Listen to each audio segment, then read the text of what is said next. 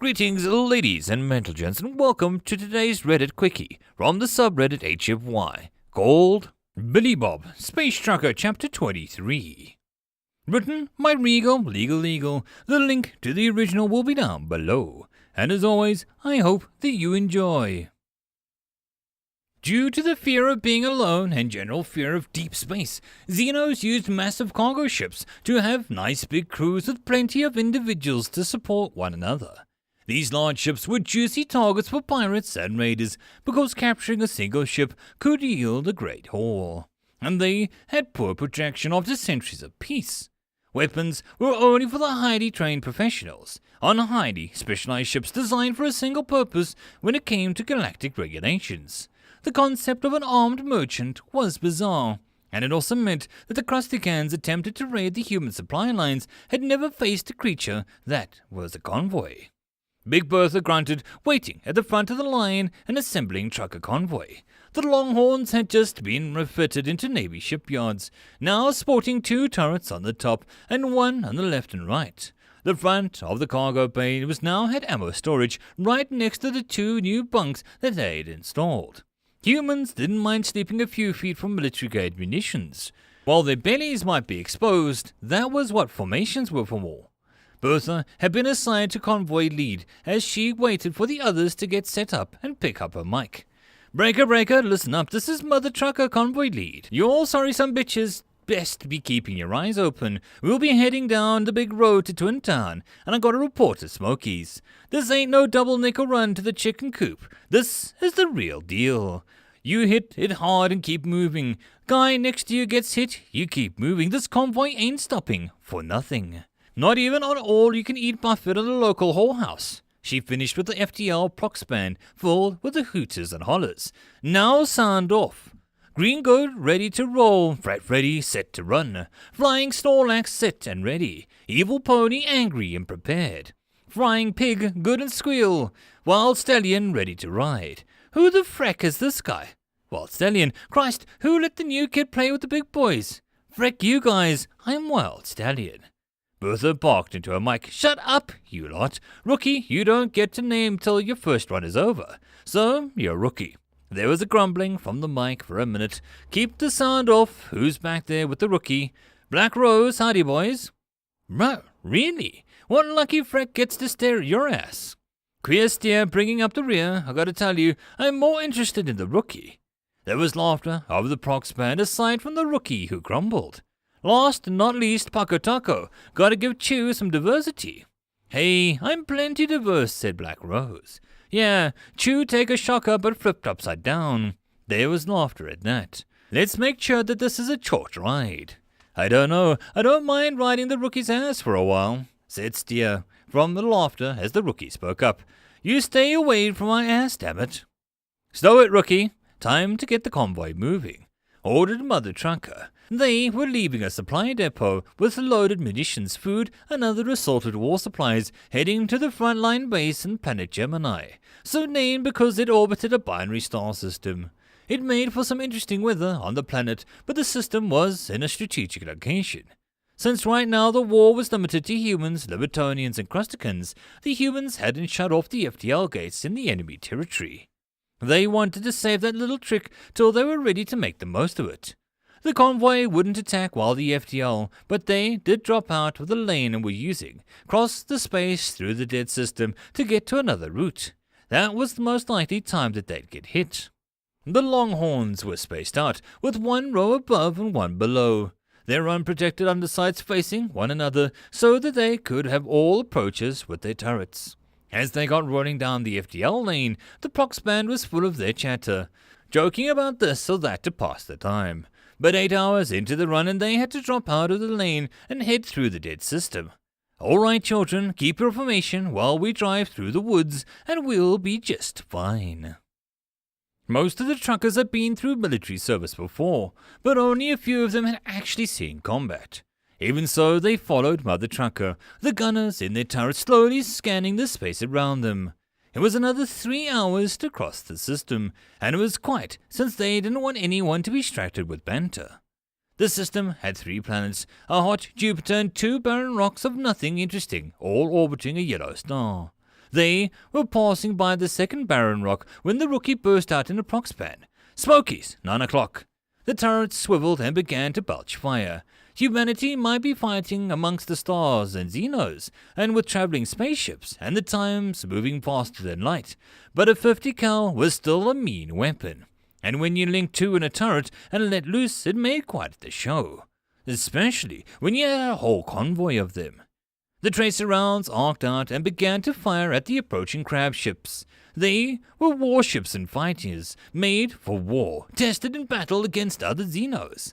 The pilots were veterans of dozens of combat flights. They'd expected to be utterly destroyed the merchant vessels. The Longhorn convoy lit them up. Crustacan ships exploded and swayed away from the massive hail of bullets, swarming over the Longhorns, only to be brought into the sights of gunners on the other side.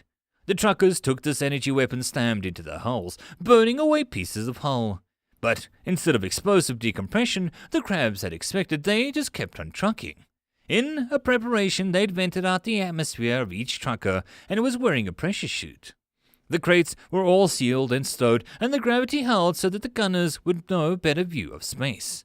But they weren't fazed by the holes in their hulls. As the gravity on the ships held, the shell casings rained into the main hold.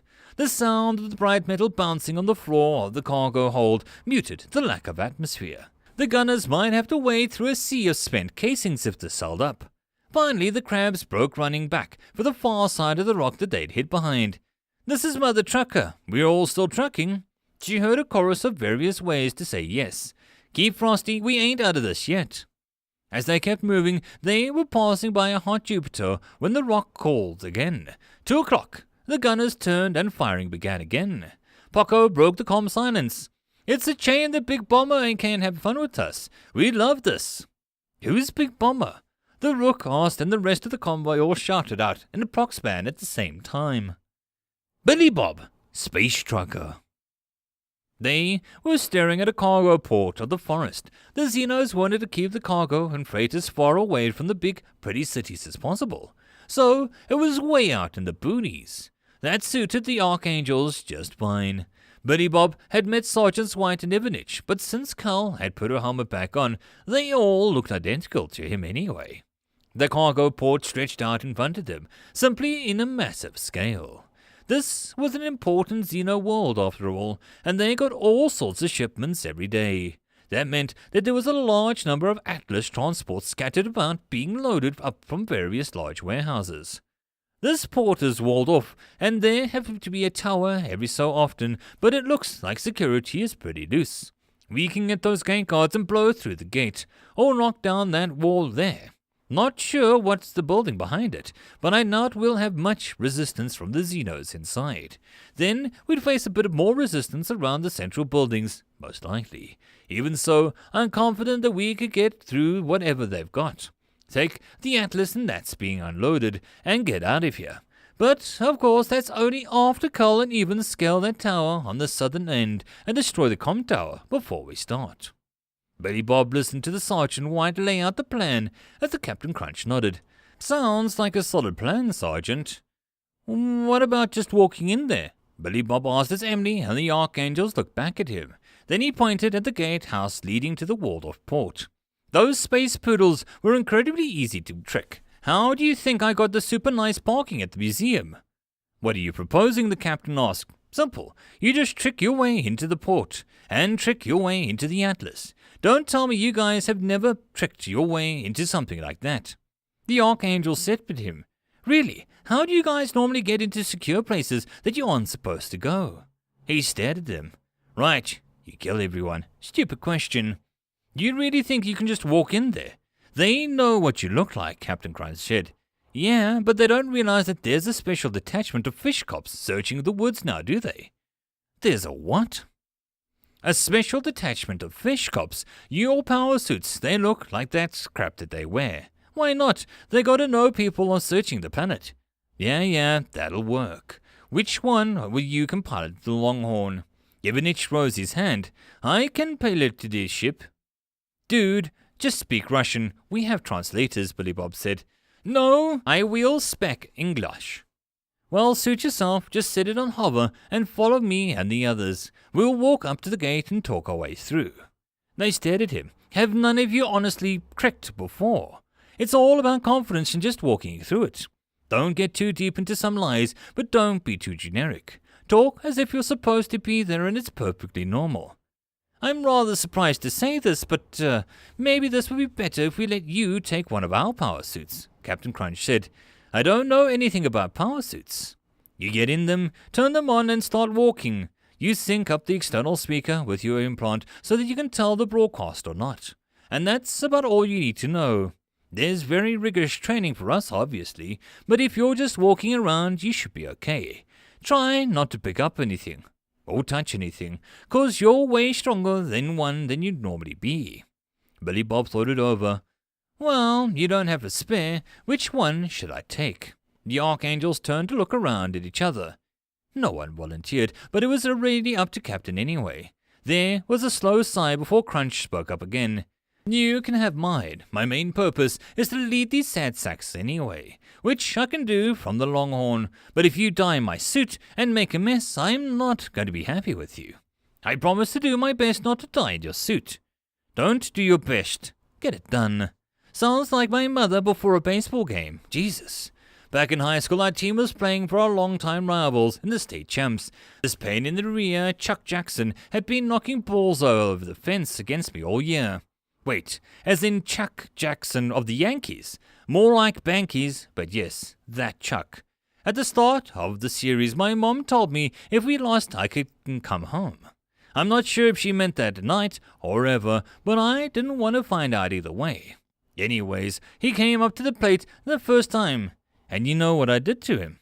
You struck him out, ventured Cull. Frick no, I hit him in the ankle. It was a great pitch, looked like it just broke wrong, and he didn't get out of the way. Bam! Right into the ankle on the first at-bat. He was out the whole series after that, and no one was ever wiser since I didn't do the sort of thing normally, and I got it all up in full count before I did it. There was some grumbles, but anyways, long story short, gave up a base but won the series in 4. He probably could have played, but he wasn't willing to risk his college scholarship over a high school game, even if it was state champs. So, what was the point of that story again? The captain asked. Just saying that I care enough about something, I'll always get the job done. Well, that, and I'm a state champ. 'Cause you played dirty, Sergeant Samson grumbled. Yep, 'cause I'm a winner. Samson scoffed, but Crunch cut him off. Dirty pitching or not, I still expect you not to die in my damned suit. Understand, Lieutenant? Yes, sir, Billy Bob muttered. They began to pull back on the tree line, and so that they could get back to the Longhorn and get ready. They had already cleaned up the campsite, and with his plan, the beauty was that they could just walk up into the front gate, so all he needed to do was get Crunch's suit. Emily's power suit was face down in the back of the cargo bay along with Stomper. Billy Bob had made sure to play with the Space Fox for a bit before putting him back in there. He was standing next to Captain Crunch when the Archangel pointed at a crate. Why do you have a crate with paper and rainbow rocks in it? Billy Bob began to laugh, shaking his head. Those are turds. What? Stomper, he craps out rainbow turds. You gotta be kidding me. How else do you think they got there? I honestly have no idea. I've noticed that it keeps happening on this mission. You find the Voyager, you have some special Space Fox pet that shits rainbow turds, and you have a functioning MP-44. I'm not sure anything would surprise me at this point. Oh, that reminds me. I need to get the golden record. He walked over to Emily's power suit and tried to see if he could open up the hatch from the outside, but then he noticed the crate next to it that he hadn't put there. Opening it up, he found the record inside and smiled, setting it back up before lifting it up and carrying it down to stow it away closer to the front. And then he stopped as he saw the woman standing next to the power suit. She was blonde, and her hair pulled back very tight into a tight bun. Very athletic and toned from the looks of it. She was wearing her dress uniform, and for some reason, it took him a moment to notice the name tag on the ranks tabs. Captain Crunch? You're expecting a short fat man with a moustache. Kinda. Yes, I'm Captain Crunch. Her voice was very different outside of the power suit. You guys all wear the dress uniforms in those things? No, He waited for more, but none came, so he just nodded. Yeah, okay. Well, I don't think I'll fit. It's one size fits all. Did you think that the lowest bidder would make customized suits? I guess I should have known better. Billy Bob stowed the crate and then walked back towards the suit. But as he looked at the small hatch around the shoulders, he looked back at her. How do I get in? You grab the shoulders and jump in, slide your feet in, and then you slide right into place. He stared at her for a while, and she remembered that he was still limping around, and sore all over, and had recently had his arm cut off. Right. It took them a few minutes, but they made a platform out of the crates, and he climbed onto it as she held it in place. He sat on the edge of the top and carefully lowered himself into it, before pushing off and dropping down. Since he wasn't fully used to the steep angle of drop, he leaned back so far and cursed as he tried to grab the suit, while she stopped him from falling out backwards. He was sort of stuck half in, half out, arms up. Is this something that happens in training a lot? Not really, no. Thanks, don't save my pride or nothing. He wiggled in and she kept his back up until he could scoot down a bit and then slide the rest of the way in. Once he was in, the padding adjusted around him, and the hatch was shut by the captain. The screen lit up in front of him, but as a bunch of data spiked in his implant. Do I want to run the tutorial? God, no. Cancel. You ran the tutorial anyway, didn't you? I figured escaping out would clear it up. It defaulted to on. God damn it. Try cancelling it. It's installing some update. How the freck would it know to do that? It just got out of it. How does it need an update? We're on a hostile planet. It's not supposed to do that. Since I'm a new user, the settings were set to default, apparently. Cancel it. As a new user, I do not have the admin access. Please contact the sysadmin. Jesus Christ, how long an update? It's alternating between 5 minutes and 3 days. There was a heavy sigh from outside of the suit as Captain Crunch activated her secondary comm. Boys, the suit is making him run the tutorial and he can't get out of it. Take it easy, it might take a few hours. Wait, I think... Hey, did you guys know that putting admin into the password works? There was a pause for a moment. The highest tech power suits humanity has made, the current pinnacle of military design and engineering process, the very things that give us the ability to fight unprecedented levels, full of all kinds of military intel in plans of war. And they didn't check to see if you could use admin to get full access. The captain behind him sighed out. You said you wouldn't be surprised by anything else in this mission. I'm not. I really am not surprised at all. It's perfectly typical. I just had to take a moment to let it sink in before my anger and disappointment could coalesce. Cancelled the update, but I still have to run through the tutorial. You might want to back up. I don't know where this thing is going to take me. Crunch backed away as the very stiffly turned around, walking as if they were doing a robot out back of his long horn. Once he was outside, he could see the other archangels standing around and watching him. I've never run the tutorial. I wonder what it's like. It's awful. It wants me to jump. Wait! Captain Crunch warned him before he leapt, smacking into a tree, shaking the trunk as he fell to the ground. Ow! You're way stronger than you're supposed to be, and you're on a low-grav planet. You need to think about these things. He wiggled around on his back like a turtle until he rolled over enough to get his side and push himself up. You'll get less stiff if you get used to it. Yeah, I just need to figure out how to dance in this. If I could dance, then I would just start figuring it out. Let's see, what's this? Hello! It still has some of the captain's music on here. What's this? Workout mix. The other archangel saw the captain get a deer in the headlights look for a minute before she started pounding on the back of the suit. Billy Bob, you stop right there. Don't you dare. That's a direct order, Lieutenant. Sorry sir, there's some trouble with the audio equipment. Did you say start playing the music? Emily couldn't figure it out as a song started, and the other archangels began to laugh while Billy Bob started to gyrate his hips and move his arms in a strange dance. She tried to listen to the lyrics to see if that gave her any clue, but she had no idea what the mock arena had to do with anything. Captain Crunch was glaring at his soldiers as he danced, however. And so ends another chapter in the adventures of Billy Bob, Space Trucker. I hope that you enjoyed. If you'd like to support the channel or the author, all the stuff is down below. And as always, I hope that you guys have a good one, and I'll see you in the next story. Cheers.